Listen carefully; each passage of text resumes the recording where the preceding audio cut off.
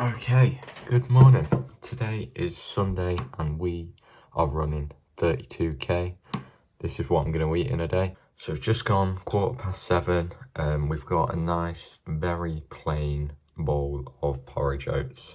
Simple, easy to digest, really. It should be. No milk in there, no berries, no nothing. Very simple, plain, boring. It's the first time I'm trying this because I know when I am going to be performing my marathon, this is what I'm ideally going to have about 5 a.m. and then I'm going to have an English muffin and a banana about 8 a.m. and so this is the first time I'm going to be able to properly try out this nutrition and make sure it sits well, because you always want to try in training rather than trying anything new in a race, because 9 times out of 10 that might not work well, and it's much better to get it wrong in training than the race. So like I say, it's just gone 7:15 now. I'm planning to run at about 11, so I'm gonna have this, and then about 10:15ish we're gonna have English muffin, peanut butter and a banana. Also making sure to hydrate before my run, drinking plenty of water, and also we'll probably have some electrolytes before or during my run as well. So yeah, gonna crack in with this. This is gonna be a full day of eating to run 32k.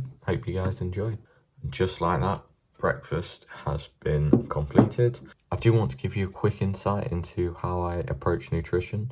I do track calories, and so macros for that will be on the screen here. Since starting training for a marathon, I have slightly changed the way I track my daily intake and expenditure. So I used to do about 3,100 maintenance every day of the week, but now I've since put it down to 2,500, and then I've actually been recording my activity from my my Garmin watch, which isn't too accurate, but it's reliable, it's consistent. So if it's consistently inaccurate, then the thing that I change is 2,500, whether I move that up or down. So yeah, anything I burn on my watch from runs and walking, I do record my gym sessions, but they don't really add many calories on. You just have to make sure I'm recording the active calories. So I'll add them on at the end of the day, and then say I burn 800 calories in a day active, then I add that to my 2,500, giving me 3,300. I don't have to eat 3,300 that day. I can then spread them out throughout the week if I want to eat more one day or less on another day. So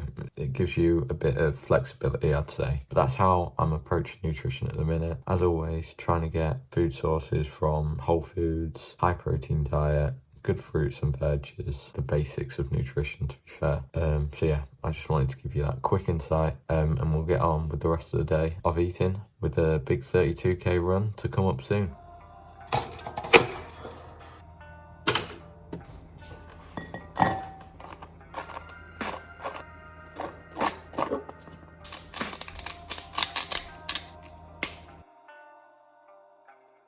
Okay, we are back again with our pre-run meal. Presentation isn't great. I don't care, to be fair. We've got an English muffin, slightly overdone. Some would say burnt.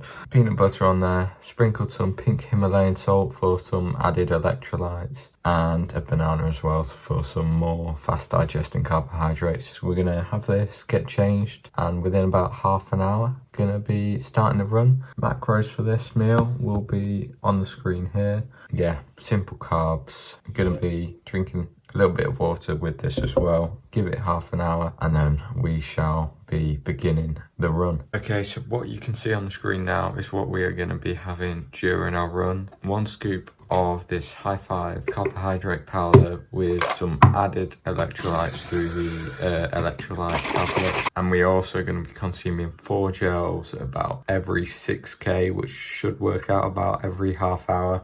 Each gel has 22 grams of carbohydrates in, so we're going to hit about 45 grams of carbohydrates per hour. So that's the intra-run fueling strategy. I will also put all the macros, pretty much just carbs for this, on the screen here. Obviously making sure we have plenty of carbohydrates, plenty of fluid and electrolytes to help replace what's going to be lost during the run as we sweat.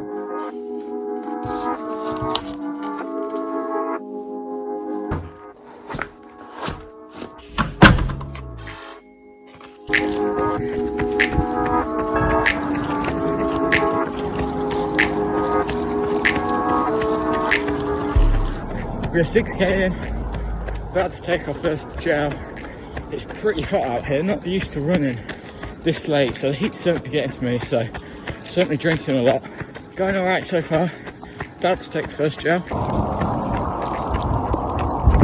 That's warm, not very nice.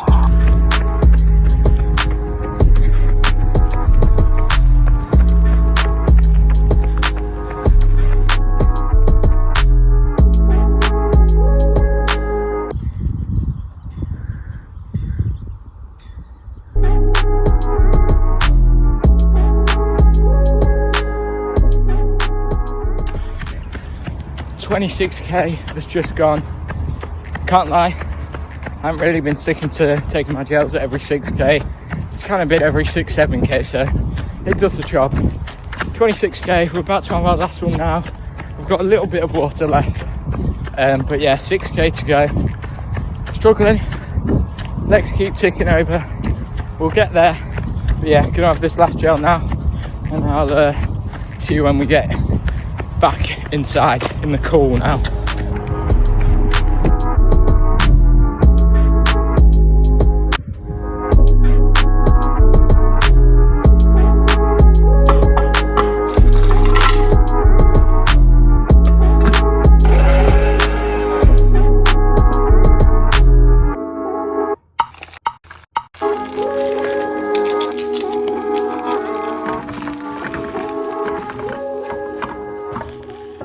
And we are back. Wow. I would be lying if I didn't say that was hard, it was tough, it was a mental roller coaster, but we got it done.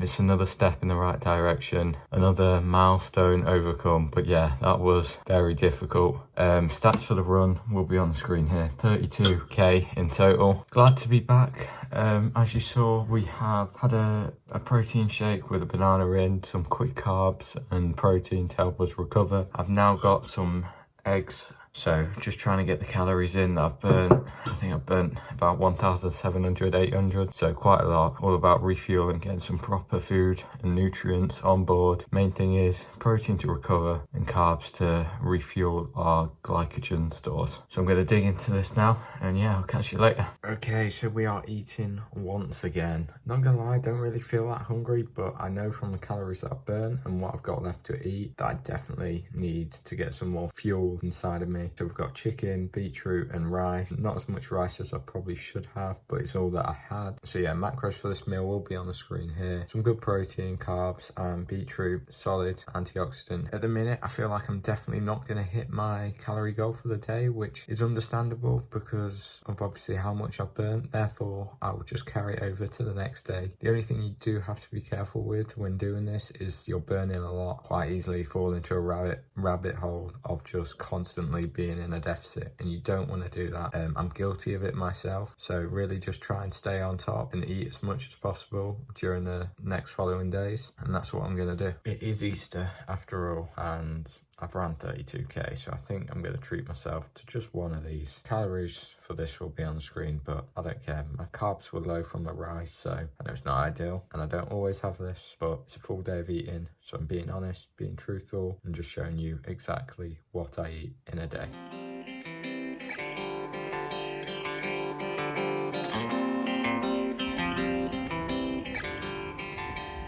Going for a little walk now just to get my legs moving.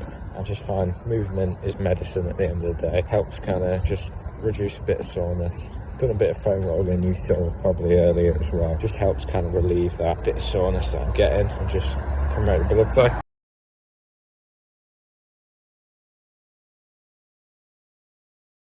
Okay, so I'm about to have my second to last meal, I think. It's about 6 o'clock now, so I've left it a little bit late to then have another meal after this, but that's what we're going to do. We need to get the calories in, need to get the protein in to help recover. Macros for this meal will be on the screen here. Got some shepherd's pie with carrots, broccoli, cauliflower, some healthy protein, carbs, and good veg, nutrients, and vitamins for everything that they do, you know, helping our body function correctly on a a day-to-day basis. That walk was extremely helpful for just letting myself move, just giving my legs a bit more blood flow and just helping aid recovery. Honestly, active recovery is very important. You may not feel like going for a walk, you may not feel like stretching, but it significantly helps. You don't understand how much it helps. You just feel so much better and much less sore and in pain after doing what I've done today. So yeah, definitely give it a go.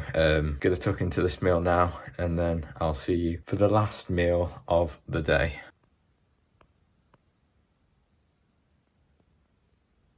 Okay, so this is the final meal of the day. Macros for this meal will be on the screen here. We've got some protein oats. Been on my channel before. Link for the recipe will be in the description below, but it's very simple. Oats, milk, put that in the microwave, then add protein powder, a bit of cinnamon, blueberries, put it in the microwave again, and then top it off with Greek yogurt and peanut butter. A good protein hit to end the night, and once again, some slow digesting carbs to help us recover again. Also going to be running tomorrow and a gym session, so constantly thinking ahead, planning in advance for our future training sessions, making sure we're fully prepared for them. I'm going to dig into this. Total macros for the day will be on the screen here. Like I say, I'll put the amount that I've actually burnt, including my maintenance, so 2,500 plus the amount that I will have burnt will be on the screen here. So you'll probably see that I haven't been able to eat back all my calories, which it's a hard thing to do, especially when I'm burning this much in a day. So that'll just get added on throughout the week. Like I say,